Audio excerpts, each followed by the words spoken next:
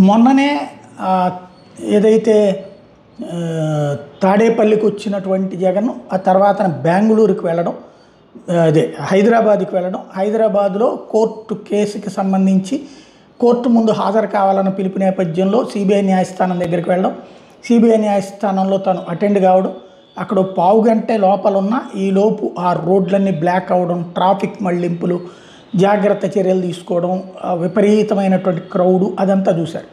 ఇప్పుడు సీన్ మారింది. మరొక అడుగు కొత్త కాన్సెప్ట్ దగ్గరకు వచ్చింది. ఇప్పుడు ఏంటయ్యా అంటే ఈ దఫా అట్నుంచి బెంగుళూరు వెళ్ళిపోయాడు. బెంగుళూరు వెళ్ళిన మనిషి ఇవాళ రాఫ్తాడ్, ఉమ్మడి అనంతపురం జిల్లా రాఫ్తాడ్లో తోపుదుర్తి సోదరుల కుటుంబంలో జరుగుతున్నటువంటి పెళ్ళికి వెళ్తే అక్కడ జనం విపరీతం. జగన్ వస్తున్నాడు, వీళ్ళ పెళ్ళికి గ్యారంటీ వస్తాడు అని తెలియగానే పిలిచినా పిలవకపోయినా పెళ్ళికి భారీ ఎత్తున అక్కడికి వచ్చి చేరారు.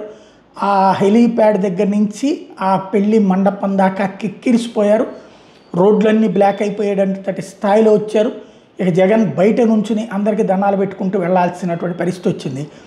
జగన్కి జనాదరణ అయితే తగ్గలేదన్నటువంటిది అతను ఎక్కడికి వెళ్ళినా వస్తున్న జనసందోహం అన్నది మరొకసారి ప్రస్ఫుటమవుతోంది.